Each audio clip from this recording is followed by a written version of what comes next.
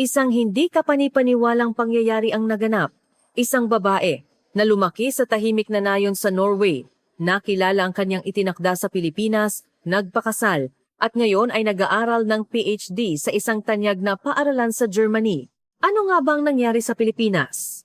Ako si Ingvild Solberg. Ipinanganak at lumaki ako sa isang maliit na bayan ng pangingisda malapit sa Ålesund, Norway.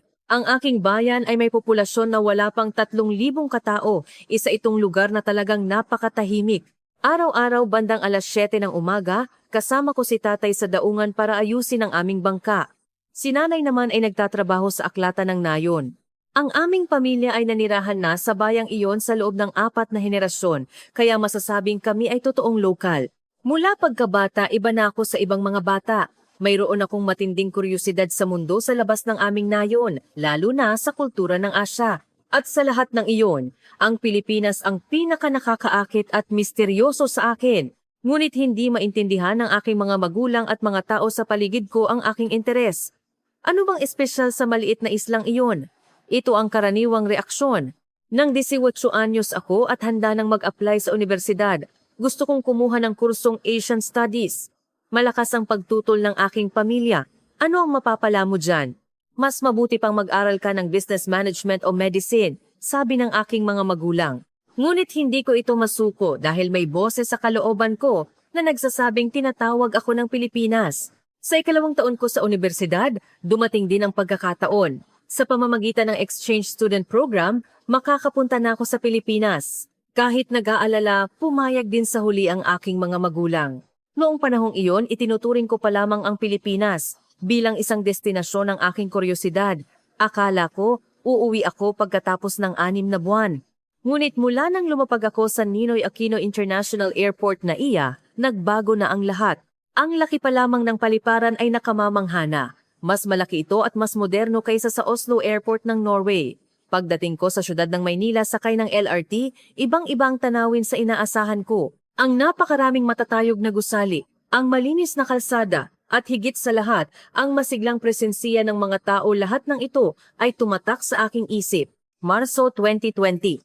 Ang tagsibo sa Metro Manila ay may ibang-ibang pakiramdam kumpara sa Norway. Nagsimula ako ng buhay sa isang rented studio unit malapit sa University of the Philippines, Diliman. Sa unang mga linggo, lahat ay bago at kawili-wili. Ang iba't ibang pagkain sa convenience store at ang sistema ng transportasyon MRT, LRT na nagpapadali sa pagpunta kung saan-saan. Ngunit hindi ganoon kadali ang realidad.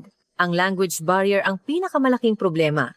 Kahit nag-aral ako ng Filipino-Tagalog sa loob ng 2 taon, ibang-iba ang ginagamit na wika sa aktwal na buhay. Masyadong mabilis magturo ang mga propesor kaya hindi ko maintindihan at mahirap ding makipag-usap sa mga kaklase. Sa mga sandaling iyon, naaalala ko ang mga mensahe mula sa aking mga kaibigan sa bayan. Kumusta? Mahirap, di ba? Siyempre, malayo talaga ang Pilipinas sa atin. Umuwi ka na. Ano bang matututunan mo dyan? Sa mga salitang iyon, nagdududa ako. Nagkamali ba ako ng desisyon? Paulit-ulit na sumasagi sa isip ko ang tanong na ito. Ang partikular na mahirap ay ang kultura ng paggalang sa lipunan ng Pilipinas. Mas pantay ang lipunan sa Norway, ngunit sa Pilipinas, napakahalaga ng hiya at paggalang sa nakatatanda, respeto sa edad at posisyon. Noong una, nakakaramdam ako ng pagkaipit sa kulturang ito. Bakit kailangang sundin ang ganoong komplikadong tuntunin? Tanong ko sa sarili. Hindi rin madali ang mga kurso sa universidad. Nakakamangha ang kasipagan ng mga estudyanteng Pilipino, ngunit para sa akin, masyado itong matindi. Nakikita ko silang nag-aaral sa aklatan hanggang hating gabi. Halos walang tulog tuwing exam week. At naiisip ko, kailangan ba talagang umabot sa ganito? Isang araw, malubha akong nagkasakit ng trangkaso. Nakahiga ako sa aking unit na mag-isa at nahihirapan. Isang senior na kaklase ko sa departamento ang nakabalita at bumisita siya para tignan ako. Nagdala siya ng lugaw at nagsabi, "Ayos ka lang ba? Kung may kailangan ka, tawagan mo lang ako." Iyon ang unang pagkakataon na naramdaman ko ang tunay na warmth ng puso ng isang Pilipino.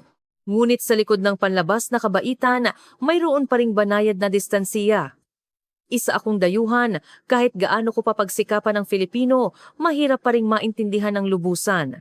Pagkatapos, nangyari ang pangyayari na nagpabago sa aking buhay. bandang alas 10 ng gabi, noong Mayo 15, 2020. Bumagsak ako sa sahig dahil sa biglaang matinding sakit ng tiyan. Ang nakakita sa akin ay si Juan Carlo J.C. de la Cruz, isang senior na kaklase. Nagtagal siya sa universidad para sa thesis niya. Nakita niya akong bumagsak at agad siyang tumawag sa 911. Sa loob ng ambulansiya, habang lumalabo ang aking kamalayan, patuloy na sinasabi ni Juan Carlo, "Huwag kang mag-alala, magiging ayos ka. Malapit na tayo sa ospital." Sa sandaling iyon, naramdaman ko ang kakaibang kapayapaan. Mag-isa ako sa isang estrangherong bansa, ngunit inaalagaan ako ng isang tao. Labis akong nagpasalamat dito. Pagdating sa ospital, nakakagulat ang mabilis na pagtugon ng medical team, CT scan, blood test, iba't ibang komplikadong pagsusuri, lahat ay natapos sa loob lamang ng 30 minuto. Kung sa Norway iyon, maghihintay pa ako ng ilang oras. Mabuti na lang at hindi appendicitis. Ang diagnosis ay matinding gastroenteritis, ngunit ang mas nakakagulat ay ang sumunod na nangyari. Araw-araw bumibisita si Juan Carlo habang ako ay nakaospital. Nagdadala siya ng soup. Inihanda ang mga bagay na kailangan ko. At tumawag pa siya sa aking mga magulang para ipaalam na ligtas ako. Hindi naman kami ganoon ka-close, ngunit ginawa niya ang lahat para sa akin. Nang tanungin ko siya, "Bakit mo ito ginagawa para sa akin?" Ang sagot ni Juan Carlo ay nananatili sa aking puso hanggang ngayon. Nakakatakot at malungkot siguro ang magkasakit na mag-isa sa ibang bansa. Kung ako ang pupunta sa ibang bansa, gusto ko ring may tutulong sa akin. Sa sandaling iyon, parang nakita ko ang tunay na puso ng isang Pilipino. Nang lumabas ako ng ospital, binigyan ako ni Juan Carlo ng isang maliit na halaman. "Malungkot kang mag-isa sa unit mo. Ang pag-aalaga sa halaman ay makakabuti sa pakiramdam mo," sabi niya. Sa pagdinig sa mga salitang iyon, muntikan na akong maiyak. Gaano na ba katagal mula nang makatanggap ako ng ganoon kahalaga at maingat na pag-aalaga? Paglabas ko ng ospital, lubusan akong nalito. Ang stereotype ko sa Pilipinas ay nagsimulang gumuho. Ang sistema ng kalusugan ay mas advanced kaysa sa inaakala ko at ang kabaitan ng mga tao ay higit pa sa aking inaasahan. Ngunit kasabay nito, nakaramdam din ako ng hiya. Napagtanto ko kung gaano ko pala minamaliit ang Pilipinas at ang mga Pilipino sa buong panahong iyon. Naranasan ko ang kabutihan ni Juan Carlo at nalaman ko kung gaano ka-ignorante at puno ng prejudice ang aking mga naunang salita. Nang ikinuwento ko sa aking mga kaibigan sa bayan ang karanasan ko sa ospital, iba ang kanilang reaksyon. "Talaga? Ganoon kaganda ang sistema ng kalusugan sa Pilipinas? Napakabait pala ng senior na iyon." Sa unang pagkakataon, nagpakita sila ng positibong reaksyon tungkol sa Pilipinas. Natural, naging malapit kami ni Juan Carlo. Sa simula, gusto ko lang siyang ipaghanda ng hapunan bilang pasasalamat. Ngunit habang tumatagal, mas nag-enjoy ako sa aming mga pag-uusap. Nag-uusap kami tungkol sa kasaysayan, kultura, at lipunan ng Pilipinas at marami akong nalamang bagay na hindi ko alam noon. Ang partikular na tumatak sa akin ay ang kwento tungkol sa economic miracle ng Pilipinas. Nagulat ako nang marinig na ang lugar na isa sa pinakamahihirap na bansa, 60 taon na ang nakalipas, ay ngayon ay naging economic powerhouse sa Asya kahit pa may mga hamon. "Paano nangyari yan?" tanong ko. Sumagot si Juan Carlo, "Dahil sa sakripisyo at kasipagan ng henerasyon ng ating mga magulang at lolo't lola." Sa pagdinig sa mga salitang iyon, nagsimula akong tignan ang mga Pilipino sa ibang pananaw. Ang mga matatandang lalaki na nakikita ko sa LRT, ang tindera sa palengke, ang mga call center agent na nagtatrabaho hanggang madaling araw, lahat ng mga taong ito ay ang mga bida na gumawa sa Pilipinas kung ano ito ngayon. Ngunit hindi pa rin ako sigurado. Talaga bang kahanga-hanga ang Pilipinas? O masyado lang akong emosyonal? Paulit-ulit na umiikot ang pagdududa sa aking isip. Habang tumatagal, lalo pang lumala ang salungatan. Habang nagiging malapit kami ni Juan Carlo, nagsimula namang lumayo ang loob ko sa ibang dayuhang kaibigan. Nagpahayag ng pagkadismaya si Hans Ingvild. "Masyado ka ng obses sa Pilipinas, hindi ba? Kung iisipin, mas atrasado pa rin ito kumpara sa atin at masyadong authoritarian ang kultura ng kumpanya." Wala akong maisagot sa mga batikos na iyon. Sa katunayan, marami pa talagang bagay na kailangang ayusin sa lipunan ng Pilipinas. Ikinuwento ko ang mga bagay na ito kay Juan Carlo at umamin din siya. "Hindi pa perpekto ang bansa namin, Ingvild, pero patuloy kaming umuunlad," sabi niya. Sa kabila nito, lalong lumala ang prejudice ni Hans. Sa pagkakita sa kanya, nagduda na talaga ako. Masyado ko bang ini-idealize ang Pilipinas? Sapat na ba ang kabaitan lamang ni Juan Carlo para hatulan ang buong bansa? Ang mas masahol pa, nagsimula na ring magpahayag ng pag-aalala ang aking mga magulang. Ingvild, puro ka na lang kuwento tungkol sa Pilipinong lalaking iyon. Ayos ka lang ba? Baka may pinaplano ka na namang kakaiba. Tanong nila sa tuwing tumatawag ako. Malaki ang pressure na naramdaman ko. Isang gabi, umiyak ako mag-isa sa aking unit. Nang mag-text si Juan Carlo, hindi maganda ang itsura mo kanina. May nangyari ba? Sa sandaling nakita ko ang text na iyon, lalo akong umiyak. May isang taong nakakaintindi sa puso ko. Bakit hindi maintindihan ng ibang tao? Gusto kong ipakita kina Hans at sa iba pang dayuhang kaibigan ang totoong Pilipinas. Kaya iminungkahi kong sumali kami sa isang Filipino cultural experience. Kasama sa plano ang pagsusuot ng Filipiniana, pag-inom ng tradisyonal na salabat at pagbisita sa Intramuros o sa isang historical site. Sa simula, parang interesado ang lahat. Sige, tignan natin kung ano ang kultura ng Pilipinas, sabi nila. Ngunit ng aktwal na nilang naranasan, hindi maganda ang naging reaksyon. Habang naglilibot kami sa Intramuros, ang sinabi ni Hans ay tumatak sa akin. Tignan mo, masyadong maliit ang sakop kumpara sa mga kastilyo sa Europa. Hindi sapat ang karangyaan. Sa huli, hindi pa rin matalo ng kulturang Asyano ang sa Europa. May katulad na reaksyon din ang iba. Ganoon din ang isuot nilang Filipiniana barong. Ang pangit, masyadong masikip. Mas maganda pa rin ang mga damit Europa, sabi nila. Lalo akong umatras nang marinig ko iyon. Wala ba talagang charm ang kultura ng Pilipinas? Nagsimula akong magtanong sa sarili. Mas malala pa nang uminom kami ng tradisyonal na salabat o tsaa. Anong lasa nito? Para lang itong mainit na tubig, hindi ba? Mas masarap ang kape namin. Kahit gaano pa kaseryoso ang paliwanag ng tour guide tungkol sa kasaysayan at kahalagahan, walang nakikinig ng mabuti. Nang matapos ang aktibidad na iyon, nawalan ako ng pag-asa. Hindi ko maipaliwanag ang ganda at lalim ng Pilipinas na nararamdaman ko sa iba. Walang dudang sinabi ni Hans. Ayan, nakita mo na, wala talagang espesyal. Nang gabing iyon, nagsumbong ako kay Juan Carlo. Masyado ko bang pinalaki ang Pilipinas? Wala ba talaga itong espesyal kumpara sa ibang bansa? Tahimik siyang nakinig at pagkatapos ay nagsalita. Ang kultura ay hindi hinahatulan batay sa panlabas na karangyaan. Mauunawaan mo ang tunay na halaga nito kung uunawain mo ang espiritu at filosofiya na nakapaloob dito. Ngunit sa panahong iyon, hindi ko lubusang maintindihan ang kahulugan ng mga salitang iyon. Sa halip, naramdaman ko na mukhang matalino ang kaniyang sinasabi. Ngunit sa huli, hindi ba't palusot lang iyon? Pagkatapos ng pangyayaring iyon, pansamantala akong nawalan ng tiwala sa Pilipinas. Ang sumunod na mga linggo ay naging mahirap. Hindi ako makatulog gabi-gabi. Nalulunod sa iba't ibang pag-iisip. Nagkakamali ba ako sa Pilipinas? Nabighani ba ako sa kabaitan lang ni Juan Carlo at nagkamali ng paghatol sa kabuuan? Malungkot din ako sa tuwing tumatawag ako sa aking pamilya sa bayan. Ingvild, bakit parang malungkot ang boses mo? Nag-aalalang tanong ni nanay. Ngunit hindi ko alam kung paano ipaliwanag. Kung sasabihin kong nadidismaya ako, nakakahiya kay Juan Carlo.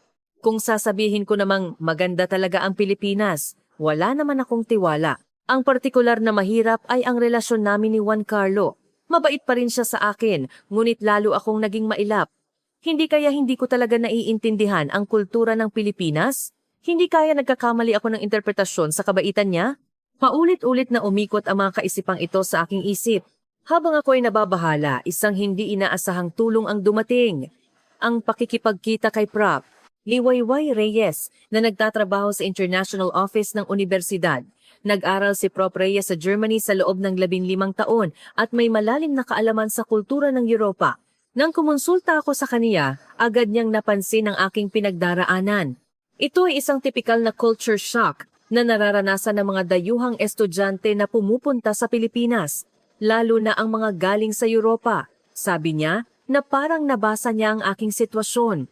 Ikinuwento sa akin ni Prof. Reyes ang kaniyang karanasan sa Germany. Nang una kong pumunta sa Germany, nakakagulat din ang lahat. Pakiramdam ng mga Aleman, parang atrasado ang Pilipinas. Ngunit habang tumatagal, naintindihan ko na magkaiba lang kami.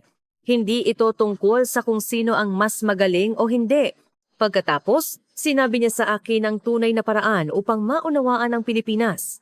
Ang kultura ay hindi isang bagay na tinitingnan sa museo. Ito ay isang bagay na nararanasan sa pakikipag-ugnayan sa pagitan ng mga tao. Subukan mong mamuhay kasama ang isang pamilyang Pilipino, Engvild. Malalaman mo ang tunay na Pilipinas. Sa mungkahi ni Prop Reyes, nagsimula akong mag-homestay sa isang pamilyang Pilipino sa bahay ng mga magulang ni Juan Carlo.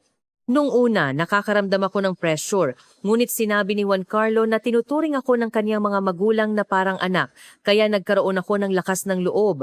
Napakabait talaga ng mga magulang ni Juan Carlo. Araw-araw, nagluluto si nanay ng paborito kong pagkain. Si tatay naman pag uwi niya mula sa trabaho, nakikipag-usap sa akin tungkol sa kasaysayan at kultura ng Pilipinas. Ang pinakamahalaga, naramdaman ko na tinuturing nila akong pamilya. Ang partikular na tumatak sa akin ay ang Pasko Krisa, kung saan nagtipon-tipon ang buong pamilya para sa Noche Buena. Nakita ko kung gaano pinahahalagahan ng mga Pilipino ang kanilang pamilya. Ang paggalang sa nakatatanda, ang pagmamahalan sa pagitan ng pamilya, natuklasan ko na ito ang puso ng kultura ng Pilipinas. Anong tingin mo sa kultura namin? Tanong ng nanay ni Juan Carlo sa akin. Taos-puso akong sumagot, sa tingin ko, napakaganda nito. Ngayon lang ako nakakita ng bansa na ganoon kahalaga ang pamilya. Masayang ngumiti si nanay at nagsabi, ngayon, talagang naintindihan na ni Engvild ang Pilipinas.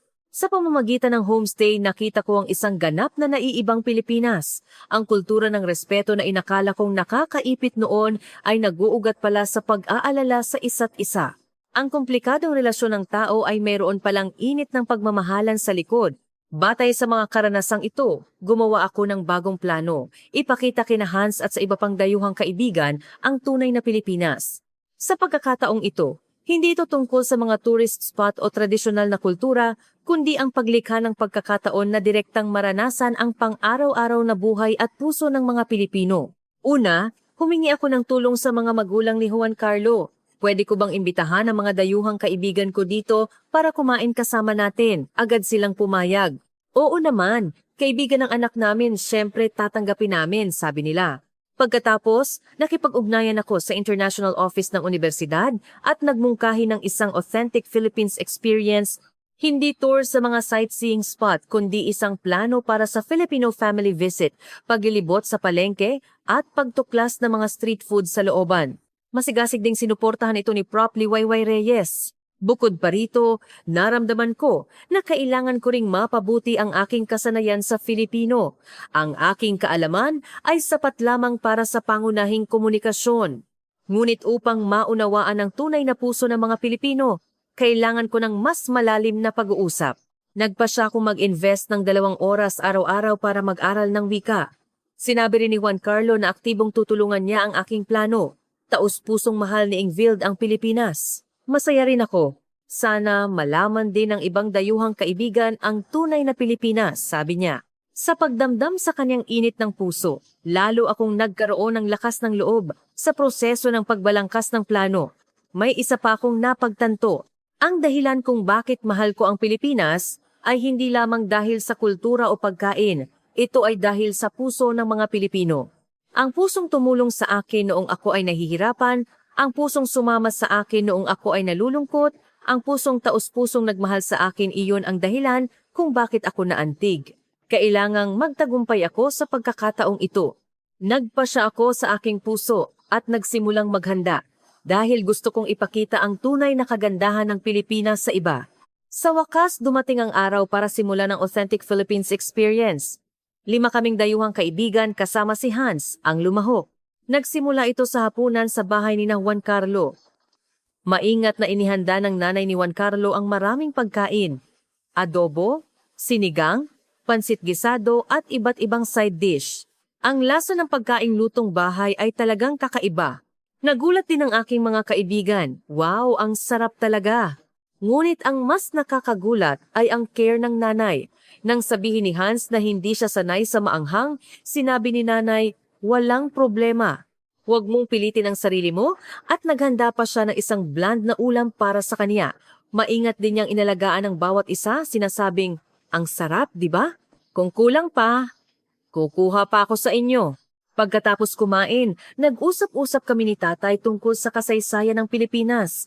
Ngunit sa pagkakataong ito, hindi lang ipinagmamalaki ni tatay ang mga magagandang bagay. Marami pa ring pagkukulang sa aming bansa, ngunit patuloy kaming nagsisikap na umunlad, sinabi niya ng may buong katapatan. Nang tanungin ni Hans kung ano ang sikreto sa mabilis na pag-unlad ng Pilipinas, kahanga-hanga ang sagot ni tatay, ang pagnanasa sa edukasyon at ang espiritu ng sakripisyo para sa pamilya. Handa ang mga magulang na magtiis ng anuman para sa kanilang mga anak. Nang gabing iyon, kapansin-pansin na nag-iba ang reaksyon ng aking mga kaibigan. Mas warm pala ang mga Pilipino kaysa sa inaakala ko. Hindi ko inakalang ganito kasarap ang lutong bahay. Kakaiba talaga ang family bond ng mga Pilipino. Sa pagkakita sa mga positibong reaksyon na ito, nagsimula akong magkaroon ng pag-asa. Nang sumunod na linggo, nagpunta kaming lahat sa palengke. Si Juan Carlo ang tour guide. Muli, nagulat ang aking mga kaibigan sa pakikipagkapwa-tao ng mga tindera. Nagbigay sila ng maraming sample. Nang marinig na galing kami sa ibang bansa, lalo silang naging mabait. Ang partikular na tumatak ay nang tanungin ng isang ate si Hans, "Taga saan ka?" "Ay, galing ka pa pala sa malayong lugar." Pagkatapos ay nagbigay siya ng isang piraso ng isaw Filipino street food. Sa pagkakita sa eksenang iyon, lubusang nagbago ang ekspresyon ni Hans. Ayan pala ang tinatawag nilang kapwa, pakikipagkapwa-tao, bulong niya sa sarili. Pagkatapos ng araw na iyon, nagbago ang tono ng aking mga kaibigan sa pag-uusap tungkol sa Pilipinas. Bagamat mayroon pa ring kritikal na pananaw, nawala na ang dating walang kondisyong pagmamaliit. May charm din pala ang Pilipinas. Napakabait talaga ng mga tao. Sa pagdinig sa mga salitang iyon, gumaan din ang pakiramdam ko. Maraming pagbabago ang naganap sa sumunod na mga buwan. Nagsimulang mag-aral ng Filipino si Hans. Ang iba ko namang kaibigan ay nagsimulang sumali sa mga Filipino Cultural Club. Noong Disyembre 2020, bago ako bumalik sa Norway dahil tapos na ang semester, nagkaroon kami ng farewell party. Dumalo ang pamilya ni Juan Carlo, ang bago kong mga kaibigan na Pilipino, at pati na rin si Hans at ang iba pang dayuhang kaibigan. Sa okasyong iyon, naghanda si Hans ng isang talumpati sa Filipino. Kahit na hindi pa perpekto ang bigkas niya, taos-puso niyang sinabi, "Marami akong natutunan dito sa Pilipinas. Lalo na, natutunan ko ang halaga ng pamilya at ang pusong nag-aalala sa kapwa." Napaiyak naman ang nanay ni Juan Carlo at nagsabi, "Masayang-masaya ako na naging ganoon kayo magkaibigan ng mga anak namin. Sa sandaling iyon, napagtanto ko kung gaano kahalaga ang aking ginawa. Ngunit ang pinakamalaking tagumpay ay ang sarili kong pagbabago. Ang lahat ng pagkalito at salungatan na naranasan ko sa Pilipinas ay sa huli ay nagpabago sa akin na maging mas mature na tao. Naranasan ko mismo ang kahulugan ng pag-unawa sa iba't ibang kultura at ang halaga ng pagwawaksi ng prejudice. Sa eroplano pabalik sa Norway, habang inaalala ko ang nagdaang isang taon, naisip ko, ang daming nangyari. Ngunit lahat ng iyon ay isang mahalagang karanasan. Tinitigan ko ang lupain ng Pilipinas sa labas ng bintana at nagdesisyon, babalik ako rito. Pagbalik ko sa Norway, nakakagulat ang reaksyon ng aking pamilya at mga kaibigan. Agad nilang napansin ang pagbabago sa akin. "Ingvild, ang dami mong pinagbago. Parang mas mature ka na," sabi ni nanay habang tinitingnan ako. Ang pinakamalaking pagbabago ay ang aking values. Dati, malakas ang individualism sa paraan ng aking pag-iisip. Ngunit ang karanasan sa family culture at community spirit sa Pilipinas ay malalim na nakaapekto sa akin. Mas pinahahalagahan ko na ang oras kasama ang aking pamilya at naging mas warm ako sa ibang tao. Pagkatapos kong bumalik sa universidad sa Norway, nagpatuloy ang ugnayan ko sa Pilipinas. Araw-araw kaming nag-uusap ni Juan Carlo. Patuloy din akong nakikipag-ugnayan sa mga kaibigan na nakilala ko sa Pilipinas. Lalo na si Hans, nagpatuloy sa pag-aaral ng Filipino, pagbalik niya sa Germany at madalas akong tanungin tungkol sa kultura ng Pilipinas. Kapansin-pansin din ang pagbabago sa akin habang kumukuha ako ng Asian Studies course. Napansin din ito ng profesor, Ingvild, parang marami kang natutunan sa Pilipinas. "Mas malalim ang report mo," sabi niya. Iba talaga ang antas ng kaalaman na batay sa actual experience kaysa sa natutunan lang sa libro. Madalas ko ring ikwento ang Pilipinas sa aking mga kaibigan at napaka-positibo ng kanilang reaksyon. "Ganoon pala ang bansa na yan. Gusto ko ring makita," sabi nila. Ang mga kaibigan na walang interes sa Pilipinas noon ay naging aktibong curious ngayon. Lalo na nang ikwento ko ang tungkol sa sistema ng kalusugan at edukasyon ng Pilipinas, nagulat sila. "Talaga? Sa emergency room, natapos ang lahat ng test sa 30 minuto at mas mura ang tuition fee ng universidad kaysa sa atin. Sa pagbabahagi ng mga konkretong katotohanan ito, nakatulong ako sa pagpapabuti ng kanilang perception sa Pilipinas. Ngunit ang pinakamahalaga ay ang pagbabago ng aking mga magulang. Noong una, nag-aalala sila sa koneksyon namin ng lalaking Pilipino, ngunit unti-unti nila itong naintindihan. Mabuti pala talagang kaibigan mong si Juan Carlo, sabi nila. Sobra akong natuwa nang marinig ko iyon. Nang nagkaroon ng petition drive sa Universidad ng Norway para magbukas ng klase sa Filipino, aktibo akong sumali. Batay sa aking karanasan, nagsumite rin ako ng artikulo sa campus newspaper na nagpapaliwanag ng pangangailangan na mag-aral ng Filipino. Ang artikulong may pamagat na, ang Pilipinas ay hindi na isang malayong bansa ay nakakuha ng simpatiya ng maraming estudyante. Bilang resulta, nagbukas talaga ng klase sa Filipino. Sa unang klase pa lamang, mahigit 30 estudyante na ang lumahok. Ang maibahagi ko sa iba, ang natutunan ko sa Pilipinas ay nagbigay sa akin ng sense of fulfillment. Habang lumilipas ang panahon, lalo pang kumalat ang aking kwento. Lumahok ako sa Cultural Exchange Experience Presentation na inorganisa ng Universidad ng Norway at nagbahagi ng aking karanasan sa Pilipinas. Mahigit 200 audience ang dumalo. Ang pamagat ng aking presentasyon ay paglampas sa prejudice para matuklasan ang katotohanan. Taos-puso kong ibinahagi ang lahat, mula sa aking stereotype sa Pilipinas noong una hanggang sa pagkatuto ko ng tunay na Pilipinas sa pamamagitan ng actual experience. Lalo na nang ikwento ko ang tungkol sa economic miracle ng Pilipinas, napakainit ng reaksyon ng mga tagapakinig. Mula sa pagiging isa sa pinakamahirap na bansa sa mundo hanggang sa pagiging advanced nation sa loob ng 60 taon, isang semiconductor kingdom na tinitingnan ng buong mundo, isang cultural powerhouse na nanalo sa mundo sa pamamagitan ng teleserye at music. Marami ang nagulat nang marinig ang mga nilalaman na ito. Ngunit ang pinaka-itinampok ko ay ang puso ng mga Pilipino. Ang tunay na lakas ng Pilipinas ay hindi teknolohiya o ekonomiya, kundi ang warmth ng puso ng mga tao, ang pusong tumulong sa nahihirapan, ang pusong nagpapahalaga sa pamilya, at ang community spirit na umuunlad nang magkakasama ito ang lumikha sa Pilipinas ngayon. Pagkatapos ng presentasyon, maraming estudyante ang nagtanong, anong klaseng tao ang boyfriend mong Pilipino? Talaga bang warm ang family culture ng Pilipinas? Mahirap bang mag-aral ng Filipino? Sinagot ko ang lahat ng tanong ng detalyado hanggat maaari. Ang tanong na pinakatumatak sa akin ay, bakit mo pinili ang Pilipinas? Sumagot ako, hindi ko pinili, parang tadhana. Ang lugar na ito, ang Pilipinas at ang mga Pilipino ang nagpakita sa akin ng isang bagong mundo. Pagkatapos ng presentasyon, nagpakita rin ng interes ang lokal na media ng Norway. Kinapanayam ako ng isang local newspaper at isinulat ang aking kwento bilang report na may pamagat na ang natuklasang katotohanan ng Pilipinas ng estudyante ng Norway. Sa pagkakita sa report na iyon, inanyayahan din ako ng ibang universidad na magsalita. Nagkaroon ng interes ang Bergen University, Trondheim University, at iba pa na marinig ang aking karanasan. Sa bawat speech, naramdaman ko na parami ng parami ang mga estudyanteng nagkakaroon ng interes sa Pilipinas. Bukod pa rito, humingi rin ng tulong sa akin ang Filipino Cultural Center sa Norway upang ibahagi ang aking actual experience sa mga Filipino Culture Introduction event.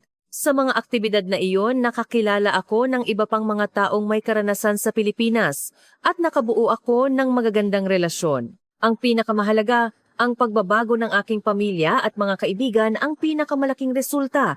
Ngayon, dumami na ang nagsasabing gusto nilang pumunta sa Pilipinas para makita ito. Sinabi rin ng aking mga magulang na balang araw, gusto nilang pumunta sa Pilipinas para makilala ang pamilya ni Juan Carlo.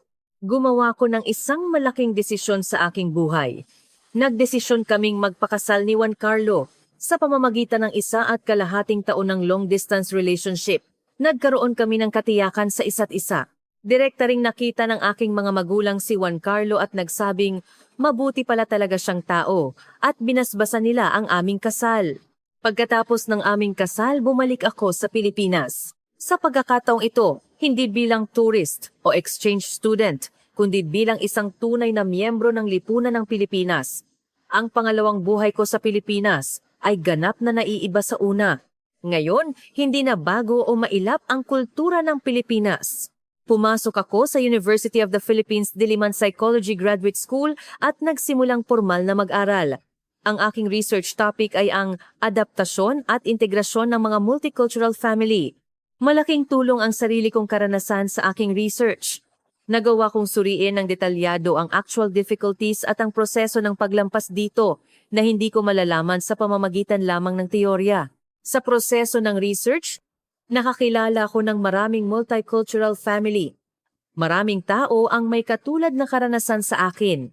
Narinig ko ang mga kwento kung paano sila nahirapan noong una na parang bago at mahirap ang Pilipinas. Ngunit habang tumatagal, nalaman nilang napakagandang bansa pala ito. Natuklasan ko na hindi espesyal ang aking karanasan, ngunit kasabay nito, alam ko rin na marami pa ring dayuhan ang nahihirapan dahil sa prejudice at misunderstanding. Kaya, nagsimula akong mag-isip kung ano ang magagawa ko. Sa tingin ko, mahalaga ang academic research, ngunit mahalaga ring gumawa ng mga aktibidad na aktwal na magbabago sa perception ng mga tao. Noong 2022, nagsimula akong mag-aral ng PhD program sa Ludwig Maximilian University of Munich sa Germany. Ang research topic ko ay cross-cultural exchange at promosyon ng mutual understanding. Gusto kong isaayos sa akademikong paraan ang aking karanasan sa Pilipinas at sa Norway. Kahit nag-aaral ako sa Germany, nagpapatuloy ang koneksyon ko sa Pilipinas. Linggo-linggo kaming nagvi-video call ni Juan Carlo. Nagluluto rin ako ng mga pagkain ng Pilipinas at ipinakikilala ko ang kultura ng Pilipinas sa aking mga kaibigan na Aleman. Interesado rin ang universidad sa Germany sa aking kwento. Isang kaso na isang taga-Norway ang nagpakasal sa isang Pilipino at nag-aaral ng PhD sa Germany ay napaka-espesyal. Mataas ang inaasahan ng aking mga propesor sa aking research. Ngayon, kapag inaalala ko ang aking karanasan sa Pilipinas, napagtanto ko na lubusan itong binago ang aking buhay. Hindi lamang ito tungkol sa pag-experience ng ibang bansa, nagbago rin ang pananaw ko sa mundo. Ang pagtanggap sa ibang kultura ng walang prejudice at may open mind, ang pagsisikap na makita ang essence kaysa sa panlabas na anyo, ang lahat ng ito ay naging asset sa aking buhay. Ngayon ay 2024. Habang tinatapos ko ang aking PhD, course sa Germany, marami akong nararamdamang emosyon. 5 taon na ang nakalipas mula nang una kong tapakan ang lupain ng Pilipinas. Ang inosenteng dalaga mula Norway na iyon ay hindi kailanman nag-akala na magbabago siya ng ganito. Ang Pilipinas ay hindi lamang isang simpleng bansang pinag-aralan ko. Ito ang turning point ng aking buhay. Ang lugar ng tadhana na nagbukas ng bagong posibilidad para sa akin. Ang mga taong nakilala ko doon, ang kultura na naranasan ko, ang values na natutunan ko, lahat ng ito ang humubog sa akin ngayon.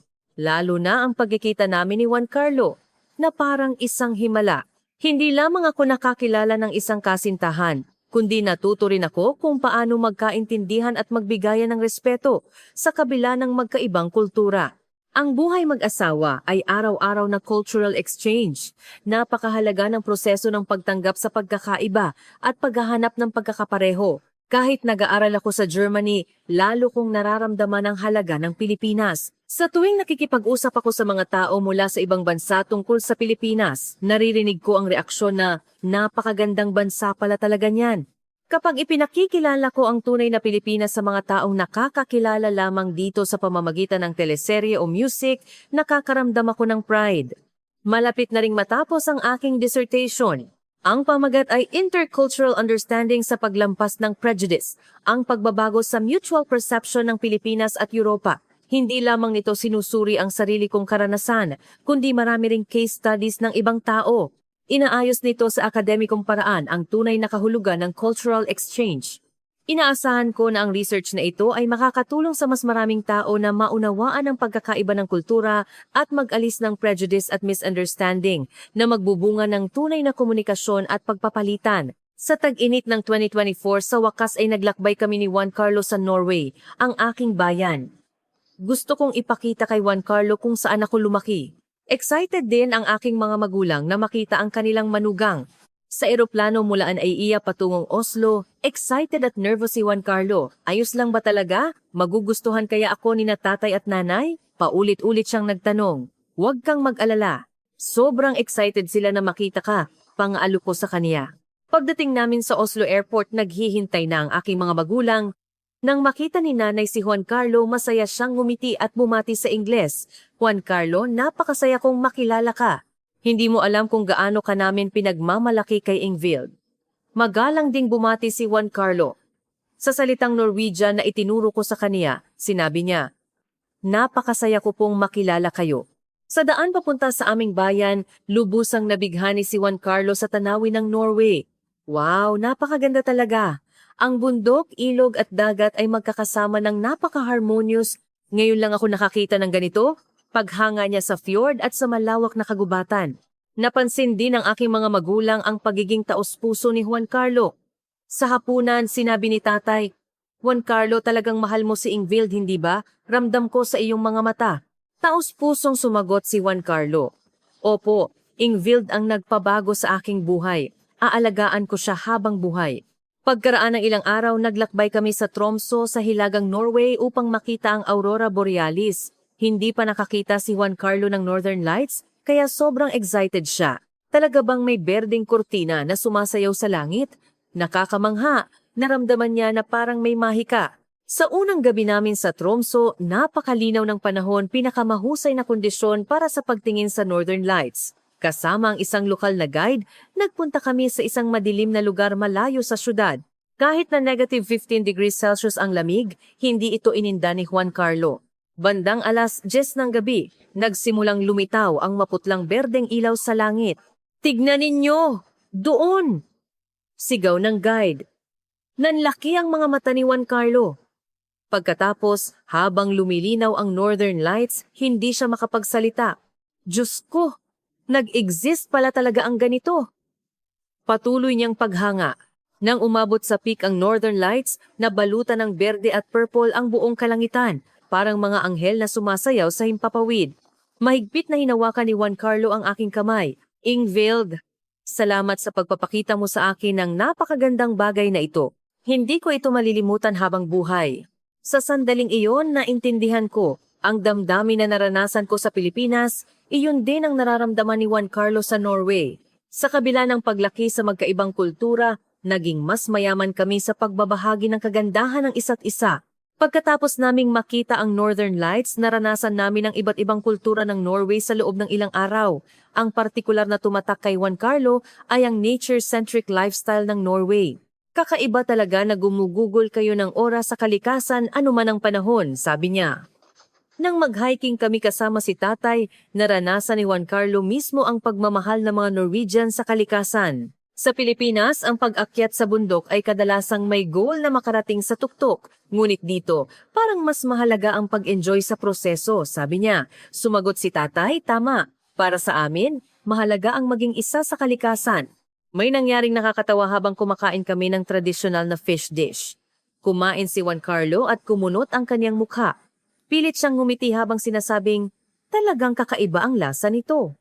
Nakita ni nanay na nakakatuwa ang kanyang reaksyon at nagsabi, "Juan Carlo, sige lang, maging totoo ka. Hindi lahat ng Norwegian ay gusto iyan." Ngunit ang pinaka-nakakaantig ay ang reaksyon ng mga taga-bayan. Ang mga kapitbahay na kilala ko mula pagkabata ay warmly na tinanggap si Juan Carlo. "Ikaw pala ang asawa ni Ingvilda? Mukhang mabait na tao," sabi nila. Nagpakita rin sila ng interes sa Pilipinas. Sinabi ni Lolo Ola, ang Pilipinas ay napakagandang bansa. Noong bata pa ako, na-assign ako doon bilang medical personnel. Naaalala ko pa rin ang resilience ng mga Pilipino noon. Nagpasalamat si Juan Carlo ng taus-puso sa lahat ng tumulong noon. Nang mag-organisa kami ng Filipino Cultural Introduction sa Village Library, mas marami ang dumalo kaysa sa inaasahan. Ipinatungkol ni Juan Carlo ang family culture, hiya, pakikisam at kapwa pakikipagkapwa-tao ng Pilipinas. Lalo na ang mga matatanda ay nagpakita ng malalim na interes. Nang marinig ang tungkol sa kultura ng paggalang sa nakatatanda na nananatili sa Pilipinas, napabuntong hininga ang isang lola. Maraming dapat matutunan ang mga kabataan ngayon. Mapagkumbabang sumagot si Juan Carlo. Ngunit marami rin kaming dapat matutunan sa kultura ng paggalang sa individual ng Norway. Nang matapos ang biyahe at paalis na kami patungong Germany, binigyan ng aking mga magulang si Juan Carlo ng isang espesyal na regalo, isang wooden carving na ginawa ng aking lolo.